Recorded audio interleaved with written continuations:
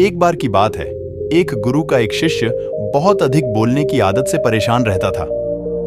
जब भी वह किसी से मिलने के बाद अपने दोस्तों के सामने उस व्यक्ति के बारे में अपने विचार देना शुरू कर देता, चाहे कोई उससे पूछे या नहीं।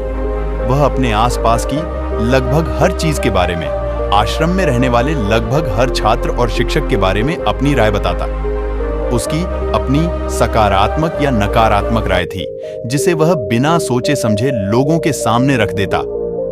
जब भी आश्रम में रहने वाला कोई अन्य छात्र उसके पास कोई समस्या लेकर आता, तो वह उसकी पूरी बात सुने बिना उसे सलाह देना शुरू कर देता। वह अक्सर अपने दोस्तों से कहता रहता था कि तुम इस काम को ऐसे करो, वह काम ऐसे ही करना चाहिए। उसे अपने आसपास की चीजों के बारे में जो भी आधा अधूरा ज्ञान था, वह बीच बीच में गपशप के दौरान बात करके उस ज्ञान का ढोंग करता था। उसकी इन्हीं हरकतों के कारण आश्रम के किसी भी छात्र या शिक्षक कभी उसे गंभीरता से नहीं लेते। अक्सर उसके साथ पढ़ने वाले छात्र उससे दूर रहने की कोशिश करते थे, क्योंकि वह उन्हें हर बात पर सलाह देता था। कोई नहीं चाहता था कि वह उनका दोस्त बने। हर कोई उससे दूर रहना पसंद करता था, और अक्सर आश्रम में रहने वाले अन्य छात्र उसकी पीठ पीछे उसकी इन आदतों के लिए उसका मजाक उड़ाते थे। वह लड़का खुद भी जानता था कि उसके बहुत बोलने की आदत के कारण उसे कोई पसंद नहीं करता। वह भी इस आदत को बदलना चाहता था, लेकिन चाहकर भी हर बात पर अपनी राय देने की आदत नहीं छोड़ पाता था। एक दिन वह अपने गुरु के पास गया और अपनी सारी समस्या गुरु को बताई।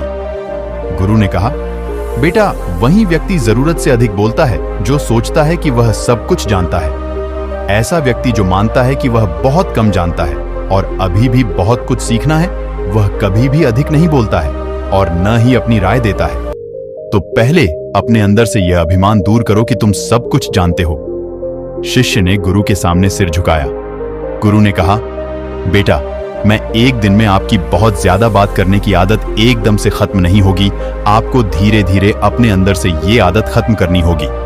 लेकिन मैं तुमको यह जरूर बता सकता हूं कि तुम्हें किन मौकों पर चुप रहना चाहिए, ताकि तुम खुद को दुखी होने और किसी बड़ी परेशानी में पड़ने से बच सको। शिष्य ने गुरु की बात से सहमत होते हुए हां में सिर हिलाया। गुरु ने कहा, बेटा, इन 5 अवसरों पर प्रत्येक व्यक्ति को अपना मुंह बंद रखना चाहिए। 1. जब आपको लगे कि आपकी बातों से कोई आपकी भावनाओं को नहीं समझ सकता, तो उस समय आपको चुप रहना चाहिए। अक्सर हम अपने दुख दर्द लोगों को बताना शुरू कर देते हैं, जबकि हमारे आसपास रहने वाले ज्यादातर लोगों को इस बात से कोई फर्क नहीं पड़ता कि हमारे जीवन में क्या चल रहा है। हर व्यक्ति को केवल अपनी परवाह है।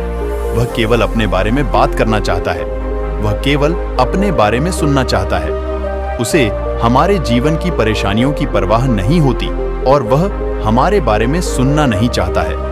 वह आपकी दुखद कहानी 1 या 2 बार सुन सकता है, लेकिन उसके बाद वह आपसे दूर भागना शुरू कर देगा, क्योंकि कोई भी दुखी होना पसंद नहीं करता है। किसी को भी एक उदास और असहाय व्यक्ति के साथ नहीं चाहिए होता है। इसीलिए अपने कुछ करीबी दोस्तों और परिवार के अलावा किसी को भी अपनी परेशानी कभी न बताएं, क्योंकि अक्सर वे आपकी बातों को समझने के बजाय उनका मजाक उड़ाते हैं। दूसरा, जब आपको नहीं पता कि किसी विशेष अवसर पर क्या कहना है, या आपको किसी विशेष घटना के बारे में केवल आधा अधूरा ज्ञान है, तो ऐसे अवसर पर भी आपको चुप रहना चाहिए। ऐसा व्यक्ति जो आधा अधूरा ज्ञान होने के बाद भी उस विषय पर बात करता है, वह अक्सर उपहास का पात्र बन जाता है।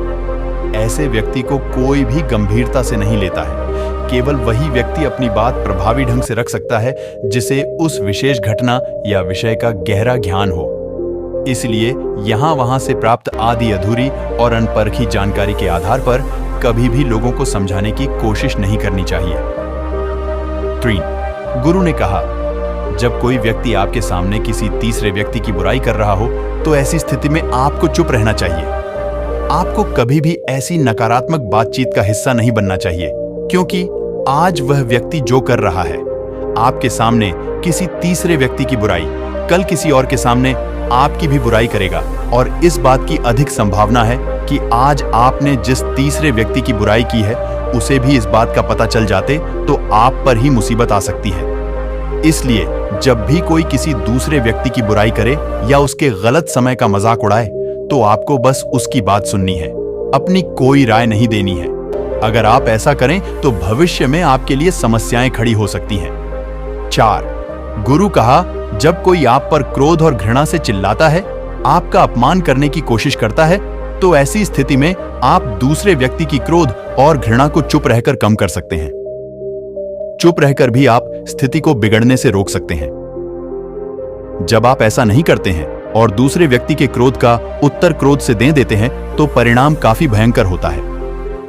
यदि आप उस समय चुप रहते हैं, तो यह बात उस क्रोधी व्यक्ति के दिल में महसूस होती है। जब क्रोध शांत हो जाता है, तो वह अपनी गलती पर पछताता है और इस बात की भी संभावना बढ़ जाती है कि को आगे आकर आपसे माफी मांगे अपनी गलती के लिए। और अगर वह माफी नहीं मांगता है, तो वह अंदर से दोषी महसूस करने लगता है और फिर अगली बार आप पर गुस्सा करने या नफरत करने से पहले कई बार सोचता है। लेकिन आपको हर हाल में या हर समय चुप भी नहीं रहना चाहिए। अगर कोई गलत कर रहा है, तो उसका जवाब आपको देना चाहिए, क्योंकि कुछ लोग ऐसे भी होते हैं जो हमारी खामोशी को हमारी कमजोरी समझते हैं।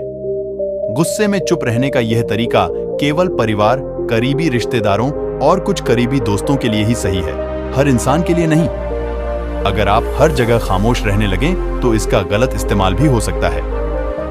5. गुरु ने आगे कहा, 5वां, जब कोई व्यक्ति अपने जीवन की कोई दुखद घटना या अपने जीवन की परेशानी साझा कर रहा हो, ऐसे में आपको चुप रहना होगा और सिर्फ उसकी बातों को सुनना होगा। ज्यादातर लोग ऐसे हैं कि उनके सामने किसी ने उनकी समस्या सुनाई नहीं कि उन्होंने समाधान देना शुरू कर दिया। हालांकि जब कोई व्यक्ति अपनी समस्या हमारे साथ साझा कर रहा है, तो वह हमसे किसी सुझाव की उम्मीद नहीं करता है। वह चाहता है कि हम उसकी बात ध्यान से सुनें, क्योंकि जब हम उनकी बात सुनते हैं, उस व्यक्ति को आंतरिक शांति मिलती है। उसे लगता है कि कोई मेरी बातों को समझता है। अधिकांश समय जब लोग अपनी समस्याओं को हमसे साझा करते हैं, तो वे हमें केवल अपनी बात बताना चाहते हैं। वे हमें से किसी भी प्रकार की सलाह नहीं चाहते, क्योंकि वे पहले से ही सभी तरह की सलाह जानते हैं जो हम उन्हें देने जा रहे हैं। मुसीबत के समय किसी व्यक्ति को सांत्वना देने का सबसे अच्छा तरीका उस व्यक्ति की बात को ध्यान से सुनना है।